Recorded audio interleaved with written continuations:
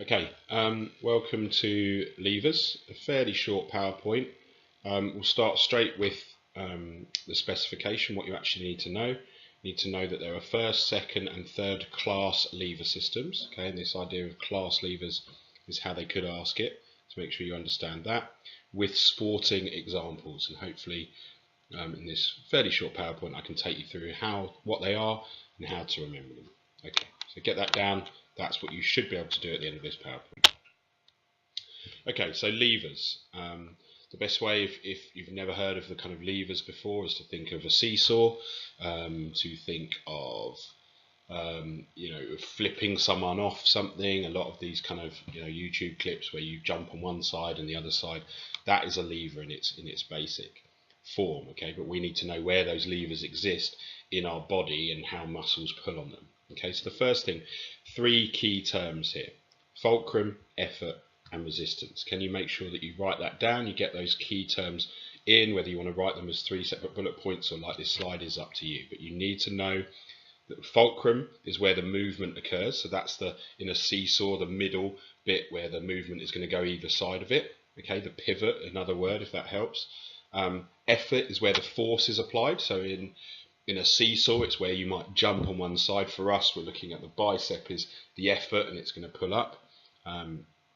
Muscles usually are the effort in this, and the resistance is at the other end, working against force of the effort. So the resistance for me doing a bicep curl is the whatever's in my hand, my arm, the dumbbell, whatever it might be, is the resistance. So you need to understand those three concepts of a basic lever system, and where this gets tricky is the fulcrum, effort and resistance move around at different parts in our body. We have some first class levers, some second, some third. All right, and hopefully I'll take you through that. So understand those three key terms of levers. Okay, it's best to draw this now out clearly in your book. You can expand on it if you want. You don't even have to have the angles for it, but it's just understanding how they look, and then I can go through where these exist in your body. So first class is your kind of basic seesaw. On one end you've got the resistance, and the other end the effort, and in the middle is the fulcrum. Okay, so that's what you would think as your very basic lever: resistance one side, effort the other, and the fulcrum in the middle. Second class, which we'll go over these again, but just while you're drawing it, the fulcrum's at one end, the resistance is in the middle, and there's the effort. Okay, so you're having to pull the resistance up over the top of the fulcrum. And third class, you've got fulcrum, effort, and then resistance is the further, so you're having to pull the effort from inside between the fulcrum and resistance. And that will all make sense, so just draw those out. That's how they basically look. I'll go into sporting examples now. Okay, so first class, the fulcrum between effort and load. Okay, and the example we've got here is triceps acts to extension, elbow is the fulcrum, hand is the load, and effort is applied by the triceps. If I attempt to show you that, okay, here it is. I've got my triceps pulling on one side, and I've got the effort the other, and the fulcrum in the middle. Okay, so I've got triceps pulling, fulcrum in the middle, and effort at the top. So that is a basic first class lever. All right, hopefully that makes sense. Second class, load is between the fulcrum and effort, e.g. the ankle in this. And if you look, you can see from the toe of that's where the fulcrum is. When you go on your tiptoes, okay, the fulcrum, the bit that stays on the floor, that's your toe and your fulcrum. The resistance is all of the effort of your body, or if you're doing squats, or if you're standing up, or if you're going on your tiptoes, anything is the resistance coming down, and the effort is your calf having to pull up on that. Okay, so that's your second class lever, the gastrocnemius here. Okay, remember as well that we can't use the word calf. If I did, I apologise. We use the word gastrocnemius is how we define the calf muscles,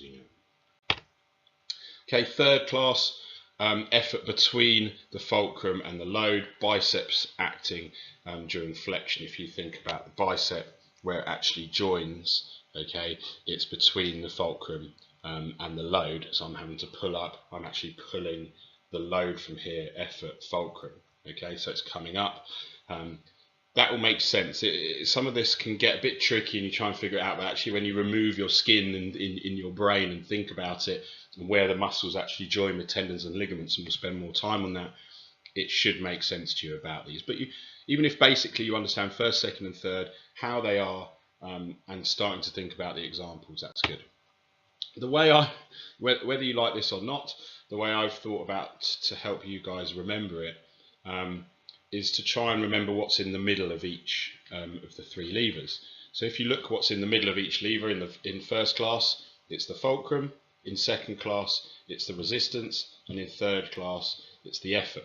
Okay, so if you remember what's in the middle of those levers, you'll be able to work it out. So first class, F is in the middle, second class, R is in the middle, and third class, E is in the middle. Okay, and I just thought about adding that onto the word freedom. So you get FRE to remember that, and then you can think about what might happen in a war. You might have watched Braveheart. If you haven't, I'd advise you to. Good film. But basically, this is the start of a battle, and he shouts freedom. It's a very famous scene, and they're fighting for the Scottish are fighting for their freedom against the English. And then I've thought about the examples. So freedom, the R's in the middle. Well, throwing a javelin at the start of the war is first class. You've got that extension, like we talked about, throwing a javelin, a tricep extension. Then you want to know whether it hit anyone, and you're behind a few lines of traffic or lines of people. So you're going to go up on your tiptoes to look over to see. There's your second class with R with resistance in the middle. And then the third class, I was trying to think of a way to remember this, but it could be that you're beckoning them in, saying, well, come on and have a go if you want, or doing a bicep curl and showing how strong you are at the end. And there's your kind of three examples in the order. So if you remember that, it might help, might not, but that's the way in which I try and remember things. So freedom, F-R-E. Okay, you're at a fight, you're going to throw a javelin, that's first class, that's F in the middle. You're going to look over, you're going to go on your tiptoes. Okay, that's R in the middle, resistance in the middle, that's second class. And then you're going to like wave, come and have a go, or you're going to show your biceps off, do a bicep curl, and that's your third class with effort in the middle. Hopefully that makes sense. Watch it again. See you in class. Bye.